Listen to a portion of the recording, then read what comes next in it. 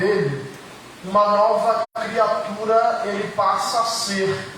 As velhas coisas foram embora, e essa nova criatura que caminha com Cristo, caminha numa espécie de matrimônio.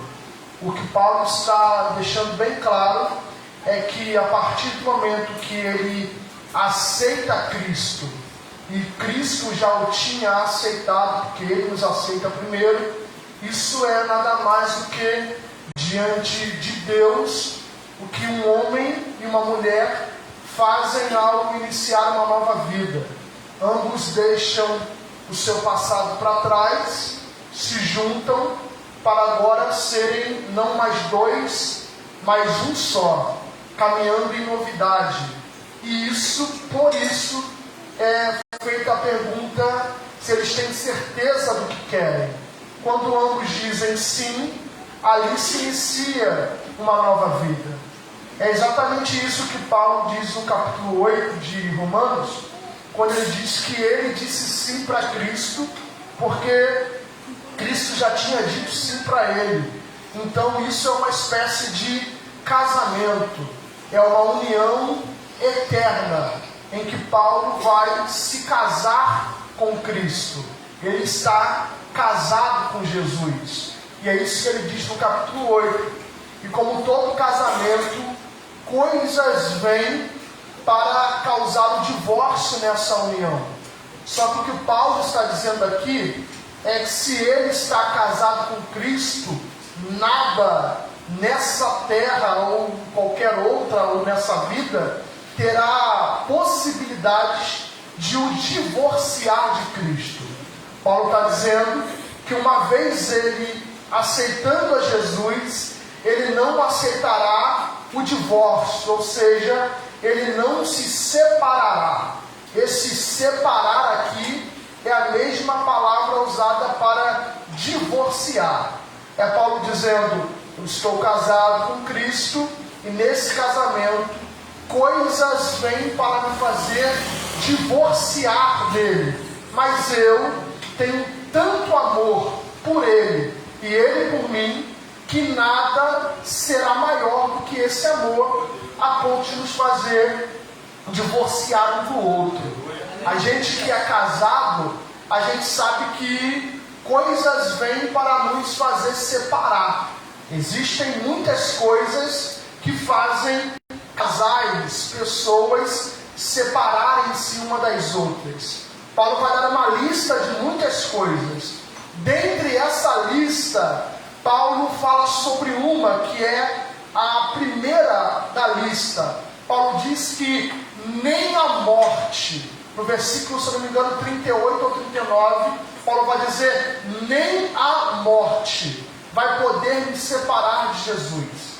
Quando Paulo diz nem a morte, isso aqui para nós é meio que complicado de entender, porque toda união, eu não disse alguma, eu disse toda união, ela se embasa, ela se solidifica até que a morte, nunca depois da morte, porque a morte é a única coisa insolúvel, a morte é a única coisa que ninguém, por mais amor que tenha a outra pessoa, pode impedir.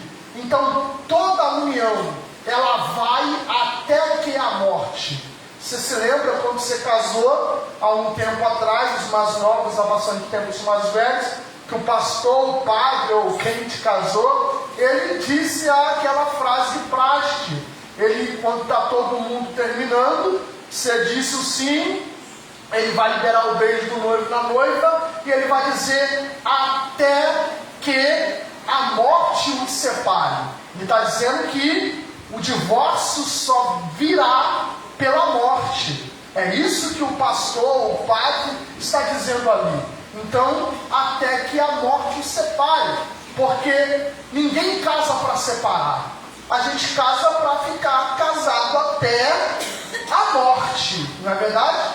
Então o que está acontecendo aqui é exatamente isso. É uma lista de coisas. E Paulo ele vai dizer para nós que na união dele com Cristo não funciona esse até que a morte.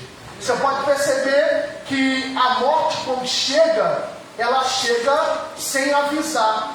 E ela separa qualquer pessoa de qualquer pessoa. Essa é a função da morte: separar, divorciar. Esse é o objetivo da morte. A morte chega e separa pai de filho. Comecei hoje a assistir uma série na Netflix sobre aquela tragédia que aconteceu em 2013, da Boate Kiss, onde morreram 242 jovens, sobreviveram 639. É um absurdo que aconteceu em 2013, eu lembro ainda. E o grande espanto da série é a reação dos pais ao verem seus filhos mortos. E o que é que se fazer? Nada, não há nada a se fazer. Apenas enterrar e tentar viver com aquilo. Porque a morte não pede para entrar. A morte entra e mata. E a morte chega. E quando a morte chega, ela separa pai de filho, filho de pais. Eu perdi minha mãe tem pouco tempo do nada. Ela falou: estou passando mal, vamos para o médico. Foi andando, entrou e não saiu mais. Assim, 52 anos, nenhuma pretensão de morrer. Exatamente de um dia para o outro. Foi exatamente assim. E o que se fazer? Nada. Porque a morte chega para isso. Ela separa filho de mãe. A morte separa irmão de irmã.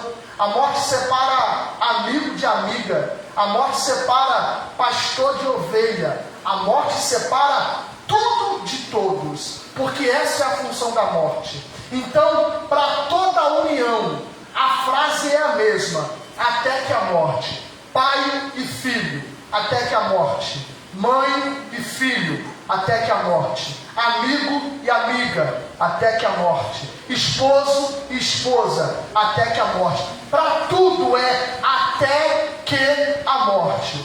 Aí Paulo, no capítulo 8, vai dizer que na união dele com Cristo, esse até que a morte não funciona. O que Paulo diz não é até que a morte. Ele diz nem a morte tem o poder de me separar dele.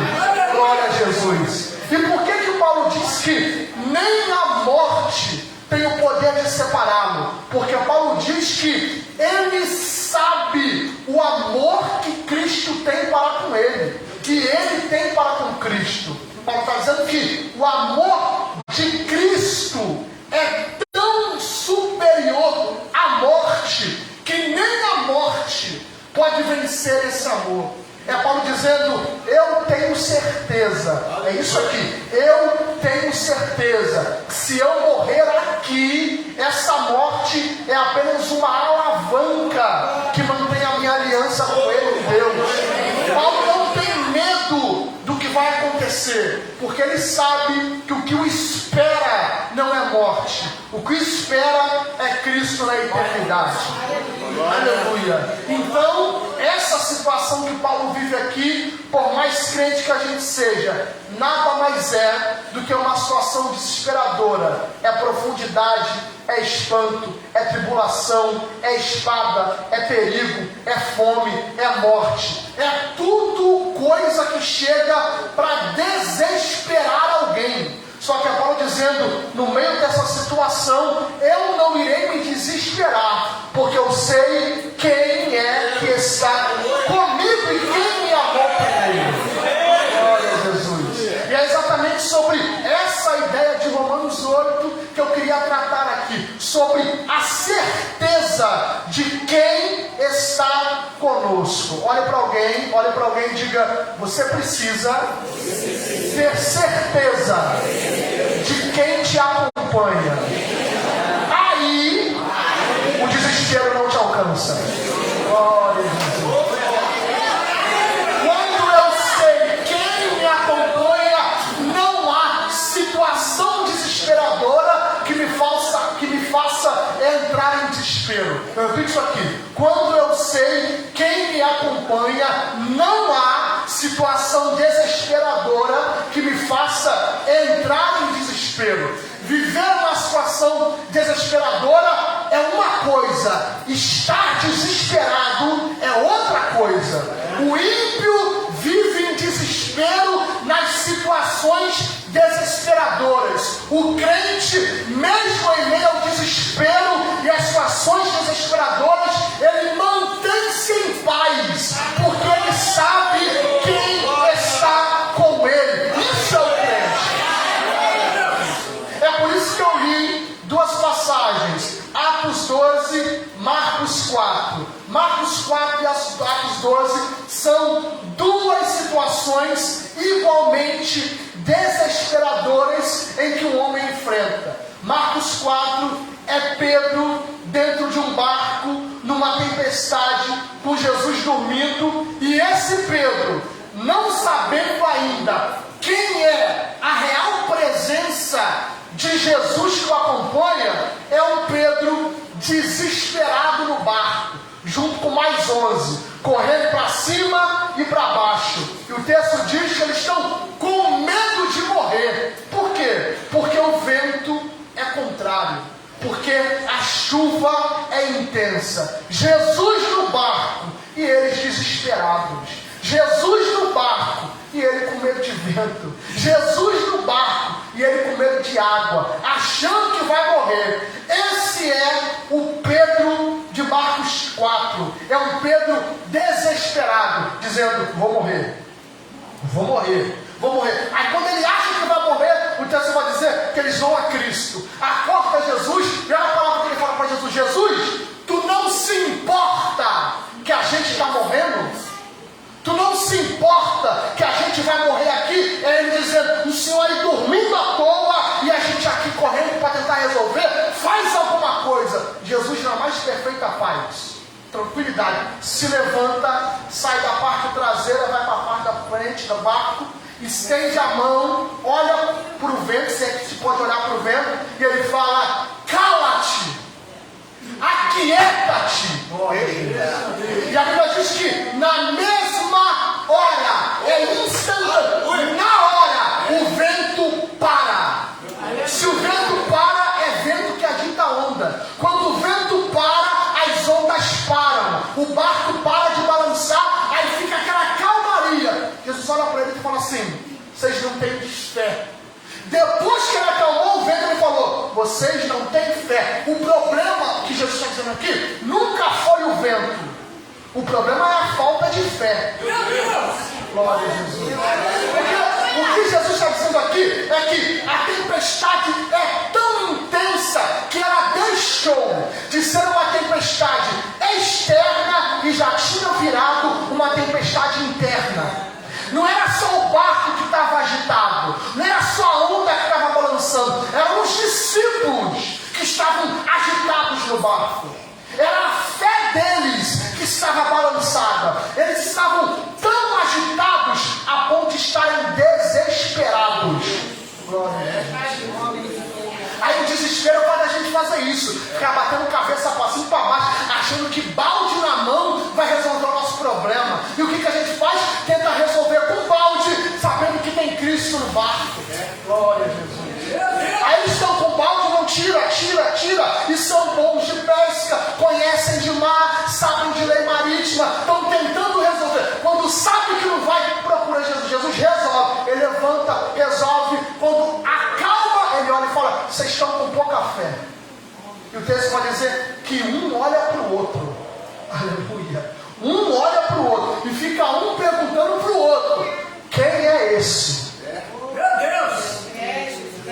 Quem é esse que até o vento e o mar fala e lhe obedecem? Você consegue entender que após isso aqui há um sentimento de espanto gerado por um sentimento de dúvida? É a dúvida, o espanto, e eles estão perguntando: quem é?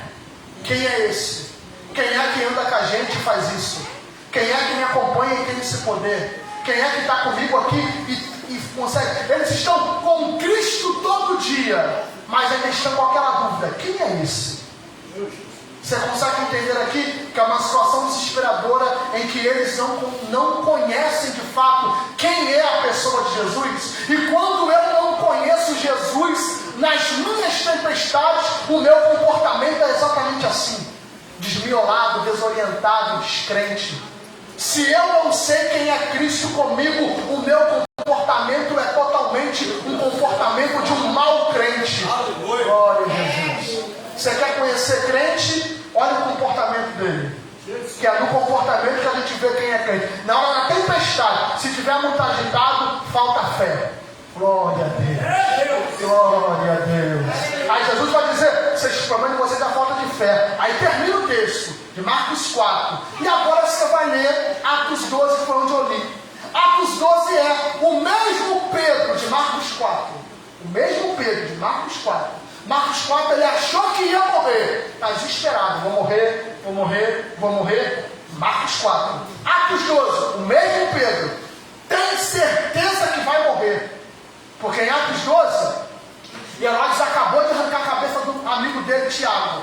Arrancou a cabeça de Tiago, viu que o pessoal gostou, pegou Pedro e falou: a mesma espada que matei Tiago te mata amanhã de manhã. Aí Herodes prende Pedro numa prisão com 16 soldados, amarrados às cadeias, tranca as cadeias e fala: amanhã de manhã tu morre. Glória a Deus. Você consegue entender que em Marcos 4 ele acha que vai morrer. Atos 12, ele tem certeza que vai morrer. E qual é a diferença aqui? A diferença aqui, em Marcos 4, quando ele achava que ia morrer, ele ficava para cima e para baixo: eu vou morrer. Em Atos 12, ele sabe que vai morrer. O texto diz: como é que está Pedro? O texto vai dizer: e ele dormia. Meu Deus. Glória a Jesus. Olha para alguém e diga: tu consegue dormir numa situação dessa? Não, seja sincero.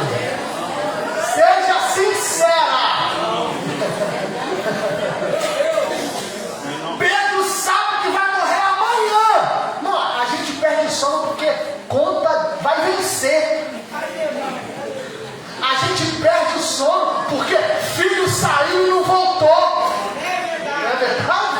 A gente perde o sono porque tem um boleto para pagar da igreja, o irmão está dizimando, o pastor fica: meu Deus do céu, toca o coração do irmão.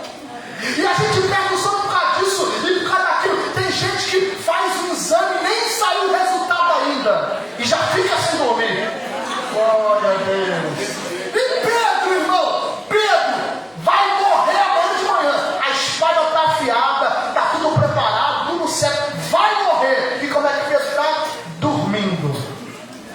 E a minha pergunta é, eu não vou demorar, a minha pergunta é: por que o Pedro de Marcos 4 está agitado e o Pedro de Atos 12 está dormindo? Por que o comportamento da mesma pessoa é tão diferente em duas situações de desespero? Por quê? Por um motivo só. Você percebe que em Marcos 4, quando ele entra em desespero, a pergunta dele é: quem é esse que até o vento e o mar lhe obedece? Sabe o que é isso aqui? É que o Pedro em Marcos 4 anda com Jesus, está com Jesus, fala com Jesus, dorme com Jesus, mas não conhece quem é Jesus. E o Pedro de Atos 12? O Pedro de Atos 12 é um Pedro que já enfrentou tanta coisa com Jesus que ele já sabe quem é Jesus. Glória a Deus. E quando eu sei que isso aqui é profético, olhe para alguém, por favor, olhe para alguém, pega na mão dele,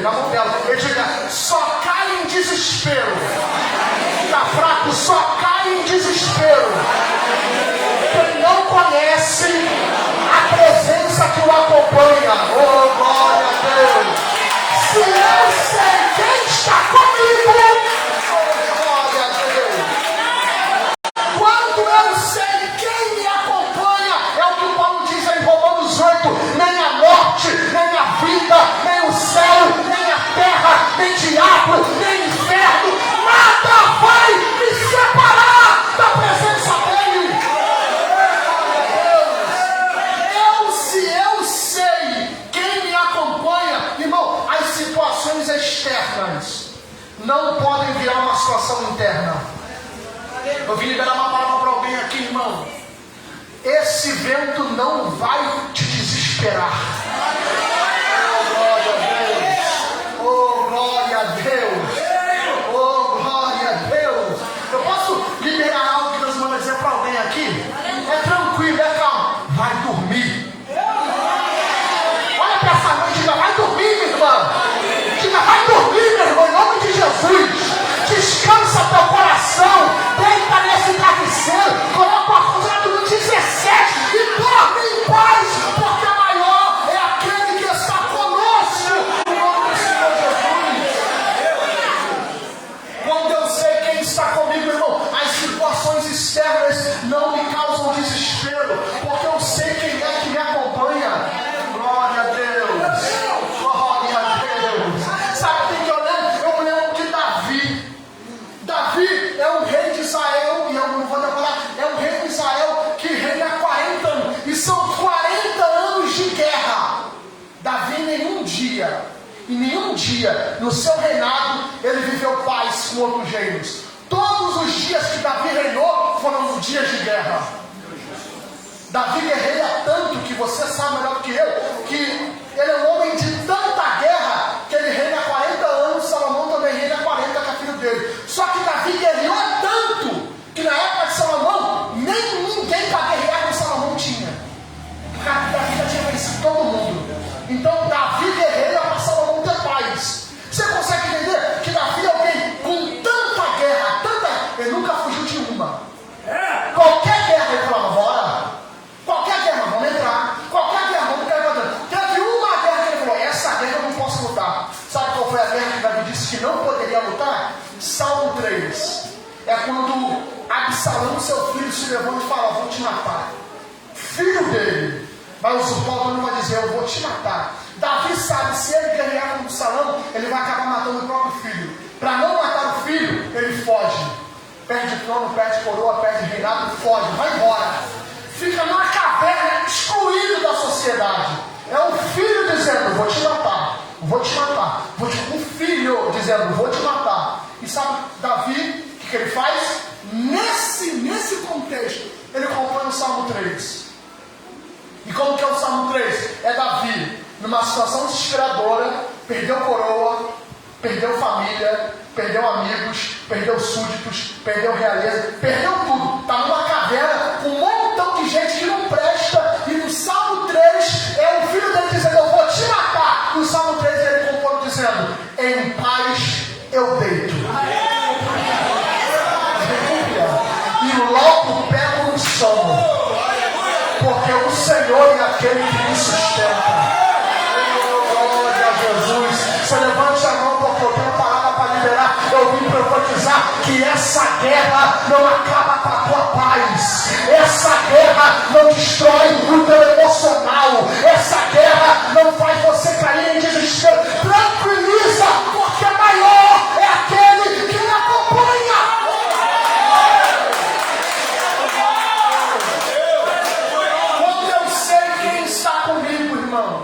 Pode ser uma situação de guerra. Eu não vim aqui, isso aqui é para deixar em negrito. Eu não vim aqui profetizar ausência de guerra. Não vim aqui profetizar isso. Porque a gente sabe que se eu chegar aqui e falar que você não vai ter guerra, eu sou mentiroso. Porque a vida cristã é uma vida de guerra. E é uma guerra diária, todo dia. É leão, é urso, até ovelha às vezes ele tem que guerrear. É uma guerra. E é guerra mesmo. Eu não vim aqui dizer que você terá ausência de guerra. Tem uma vez que eu fui pregar em São João de Meriti. Eu estava numa guerra tremenda. Eu, comigo mesmo. Uma guerra. E eu fui sozinho esse dia. E eu estou lá quieto no culto. E a moça está cantando. Então a moça cantando, eu estou lá quieto, como eu sempre fico quieto. E vivendo uma guerra. A gente que é casado, aquela preocupação de conta, de futuro, de coisas que vão acontecer. E aquela situação vem chegando para a gente fica em transe. Eu estou ali na minha guerra, com Deus. E a moça, eu lembro que a moça olhou para mim e falou assim, pregador, Deus manda ele dizer um negócio. Eu olhei para ela e falei, diga, minha irmã. Ela falou assim, eu guardei isso aqui para minha vida, irmão. Ela falou assim, Deus não te dará uma vida sem guerras. Deus te dará, ela falou, Deus te dará uma vida com uma presença que supera as guerras.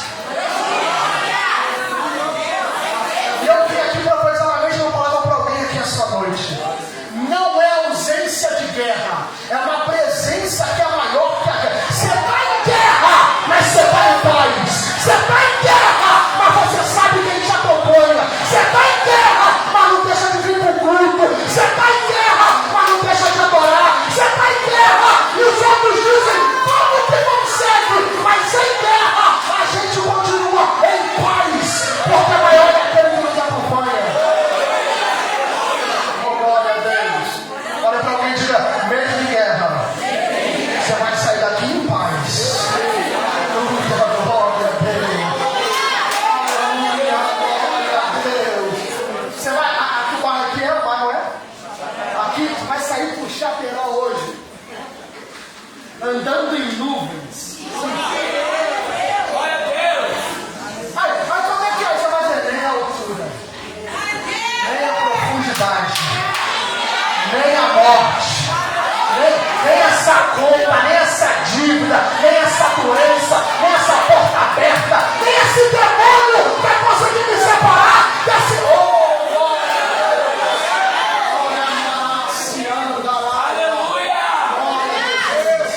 Eu termino aqui, irmão, dizendo para nós, crente tem que saber quem o acompanha. Se eu não tenho certeza de quem me acompanha, eu não estou sendo crente.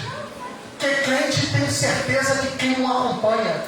É o que Pedro está dizendo, é o que Paulo disse, é o que vários outros da fé dizem. Numa situação de total desespero, eles nunca tiveram dúvida de quem os acompanhava. Isso é ser crente. É em total situação de desespero eu saber quem me acompanha. Glória a Deus. Eu termino aqui. Eu fui, sempre que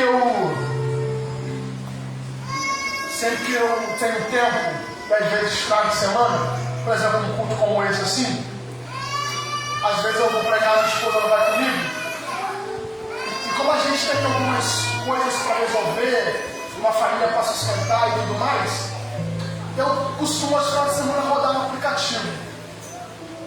E de vez em quando eu vou, pastor, eu vou sozinho, né, propositalmente, porque eu sei que eu consigo ir trabalhando, prego e volto trabalhando.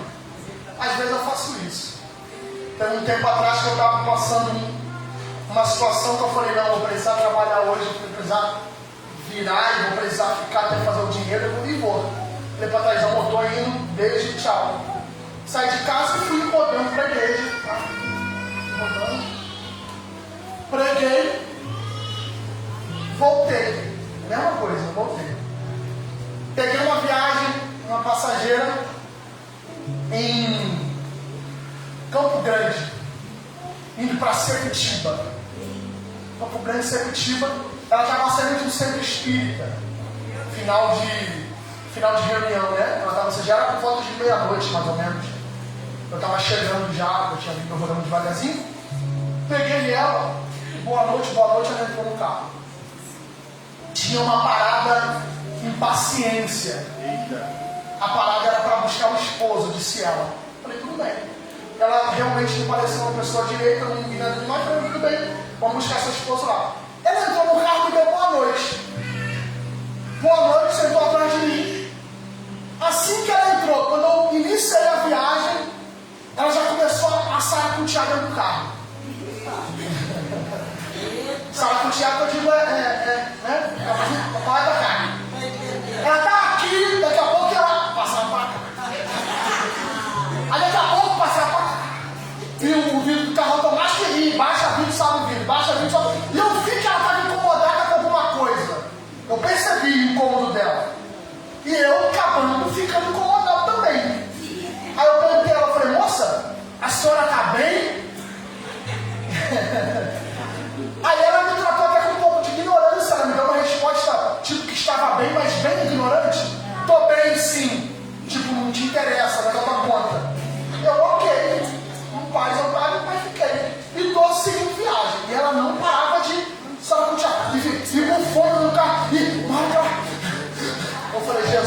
não, Senhor. Senhor, segura ele até o sinal ficar vermelho, pelo menos. Eu ali dirigindo, mas ligado, irmão, porque uma situação dessa é perigo, né? E eu ali dirigindo, mas ligado no retrovisor, e ela tá. Aí, avistamos o esposo, temos impaciência. Quando avistamos o esposo, ela já falou, meu esposo. Eu falei, sim, senhora. Parei o carro, tirou minha esposa, o esposo entrou. Foi exatamente assim. Ele abriu a porta do carro, estava atrás de mim. Ele abriu a porta do carro. Antes dele entrar totalmente dentro do carro, para fechar a porta, antes dele entrar, quando ele só botou a cabeça, nem deu boa noite, quando ele só botou a cabeça, ela falou assim para ele, quero descer do carro. Para ele. Aí eu, não é. O que está acontecendo? Aí eu olhei para ele para trás assim, aí ele me deu muita confiança a ela, entrou e fechou a porta. E me deu boa noite a ela, um beijo. Falei, o que foi, irmão? Quer descer por quê? Ela falou, não, quero ir embora desse carro, quero descer. Eu vou descer daqui, eu vou pular desse carro, eu vou descer. E eu parado ainda, eu não tinha iniciado, eu estava parado. Aí eu olhei para ele e falei assim, eu continuo, paro, o que eu faço? Ele falou, não, meu amigo, pode continuar, deve estar acontecendo, pode continuar. Porque o meu medo foi ela falar para ele alguma coisa que eu fiz ou que eu assediei ela e ele partiu para cima de mim. Mas eu vi que não era isso. E eu, ok, iniciei. Estou iniciando a viagem e ela está brigando com ele. Eu quero descer, eu não vou ficar aqui dentro, não sei o quê. Chegou na Avenida Antares. Os irmãos conhecem ali mais ou menos? Avenida Antares. Meia-noite, 40 mais ou menos. Ela fala assim, vou descer aqui. Ela vai meter a mão na porta, vai abrir, só que não abre. Aí eu falei, essa mulher está me dando, eu vou frear, eu quero nem saber. Freiei, destravei a porta, falei, se ela quiser descer, só vai ficar à vontade. Porque eu não vou ficar entrando em guerra, né? Eu falei, se ela descer, fica à vontade, sabe? Não chega, a senhora vai andando, mas não chegou. Ela, então vou andando, abriu, desceu do carro. Minha esposa desceu do outro lado, ela desceu de um. Ela veio na minha janela, depois estava fora do carro. Aí olhou para mim e falou assim, isso no meio da avenida. Você tem um papel, uma caneta aí? Eu falei, é Chico Xavier. É psicografar. Aí eu falei, não tenho, senhora, não tenho. Aí ela falou, que eu queria te enviar um recado. Aí eu falei, senhora, a senhora estava dentro do carro comigo esse tempo todo. Se é para falar, fale aqui. Ela, não, eu quero escrever, então me dá seu número. Eu vou te mandar um WhatsApp. Eu falei, não. E o esposo dela, irmão, estava mais assustado que eu. Porque ele estava assim, ele tem alguém entender. Que ele não entendeu, ele pegou muito andando, de fato, né? Aí, ok, ela falou, eu falei que não ia emprestar para ele, não. Eu falei que não ia emprestar, não tinha, não ia dar meu número. Ela falou, então tá bom, então eu vou embora. Eu falei, ok. Quando eu botei a primeira marcha, que eu fui ameaçar sair, ela voltou e falou assim, não, então eu vou falar então. Eu falei, pode falar. Ela, menino, não te conheço, nunca te vi, espero nunca te ver mais. Ela falou, eu não te vi. E eu olhando para a riba dela. Ela falou assim, espero nunca te ver mais. Só que eu vou descer desse carro e vou embora andando, porque eu não tenho nem mais dinheiro para pagar. Eu vou embora andando, mas no carro eu não fico. Eu falei, por que não? Ela falou, porque um homem do teu lado me incomoda.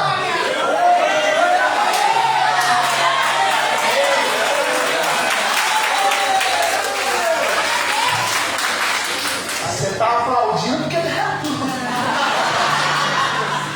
Quando ela falou, o homem do teu lado, olha eu.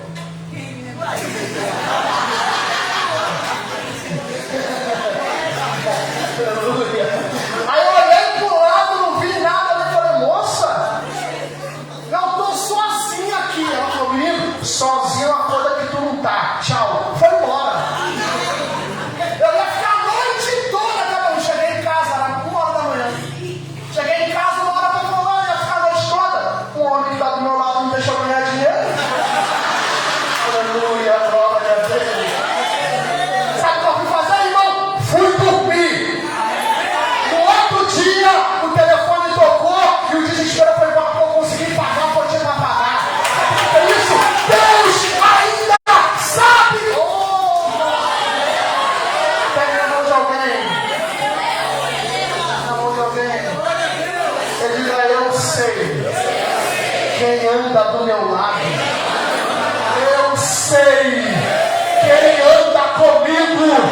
Nem a morte, nem a altura, nem a vida, nem diabo. Nada vai separar esse homem que anda.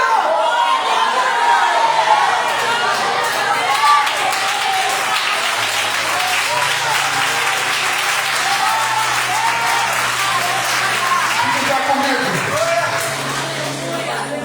Fica comigo.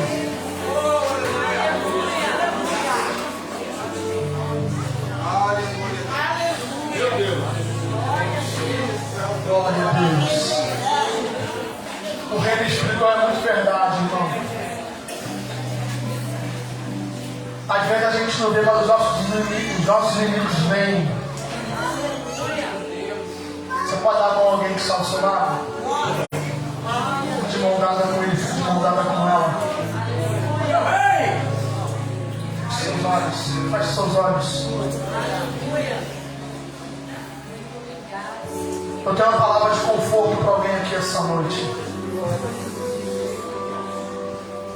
Talvez entrou alguém aqui passando uma situação desesperadora. Algo aconteceu, ou está para acontecer, e isso está te causando desespero. Você não é mais a pessoa que você era um tempo atrás. Você não é mais o mesmo que você era um tempo atrás. Porque o desespero está tomando conta de você. Mas Jesus me trouxe aqui essa noite. Aleluia. Para pregar sobre paz para a tua alma. Aleluia, glória a Deus. Senhor Deus e Pai, eu quero entregar essa igreja em tuas mãos, Senhor. Essas situações desesperadoras não irão tirar a nossa paz. E é isso que eu quero profetizar para a tua igreja, Senhor. Os discípulos estavam trancados dentro de um quarto, quando o Senhor estou com medo do que ia acontecer. E no meio do nada o Senhor se transportou para a porta e disse: paz seja convosco. Essa paz que eu quero liberar para a tua igreja essa noite. Essa situação desesperadora não vai te fazer mais querer cortar os pulsos. Essa situação desesperadora não irá fazer mais você querer dar cabo da sua própria vida, passar noites e noites sem dormir. Eu quero liberar paz para essa igreja, paz para esse ministério. Não será dias sem guerra, mas serão dias em que a paz será tanta que mesmo em meio à guerra a gente caminha com paz. Mesmo em meio à guerra a gente volta para casa em paz, sabendo quem é que está conosco. 1000 cairão ao nosso lado, 10.000 à nossa direita, mas eu não serei atingido. Oh, glória a Jesus. Oh, glória a Jesus. E é isso que eu quero liberar para a tua igreja essa noite, Pai. Nada poderá me separar de Ti. E é por isso que eu sou mais que vencedor. Porque nada me separa. Vencer na vida é ter Jesus do lado. Dinheiro a gente ganha e perde. Coisas vêm e vão. Dias ficam bons e ficam ruins. Mas ter Jesus na vida, isso me faz ser mais do que vencedor. Oh, glória a Deus. E é isso que eu quero liberar para a tua igreja essa noite, em nome do Senhor Jesus, Pai. Não é ausência de guerra, é paz em meio à guerra. Receba essa palavra no nome do Senhor Jesus. Eu termino aqui. Se existe alguém que ouve essa palavra e se decide por Cristo hoje. Não saia daqui desacompanhado. Não saia daqui desacompanhada. Jesus te chama hoje para andar do lado dele. Se tiver alguém, essa é a tua oportunidade. Ele te convida essa noite. Entra na minha vida, mexe com minha estrutura, saia todas as feridas, me ensina a santidade, quero amar somente a ti, porque o Senhor é meu bem maior. Faz um milagre. Alguém? Não? Você pode aplaudir o Senhor?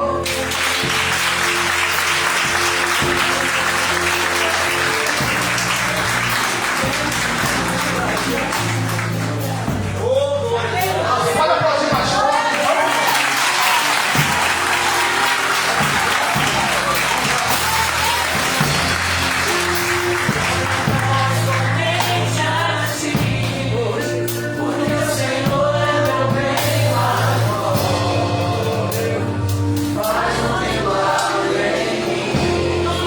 Tem mais alguém, irmão?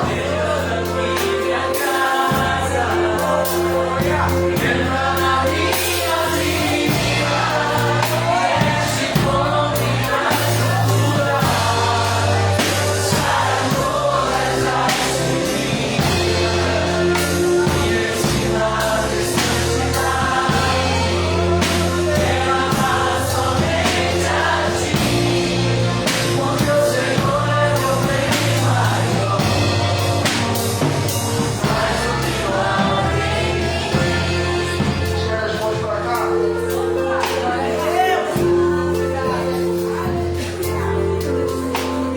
As mãos pra cá. Glória a Deus. Você sente isso, não sente? Você consegue sentir essa presença de Deus aqui nessa noite? Aleluia, glória a Deus. Aleluia, glória a Deus. Aleluia, glória a Deus. Ó Deus, eis aí, Senhor. Tu és aquele que conhece. Tu és aquele que sonda. Tu és aquele que não tem promessa tardia. Tu és o dono do tempo, tu és o dono de tudo, Senhor. Eu quero entregar esse casal em tuas mãos. O Senhor disse para Nicodemos que a entrada do céu só será mediante a um novo nascimento. E hoje, Pai, há um novo nascimento acontecendo aqui. E com isso a gente quer liberar a entrada no céu dos nossos irmãos, Pai. Escreva o nome no livro da vida, para que haja perseverança para nunca mais sair desse lugar. Nada poderá me separar de ti. Nada. E é isso que a gente profetiza em nome de Jesus. Você pode dizer amém? Amém. Glória a Deus.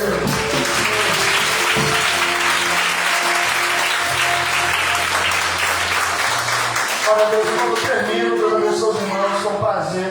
E eu subi o material, vou colocar lá fora. Se você puder passar lá depois, me abençoar. Eu estarei lá fora. Amém? Beijo para todos. Espero voltar mais vezes. Paz.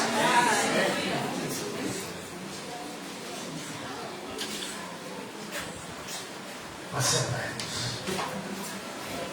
Graças a Deus. Aleluia.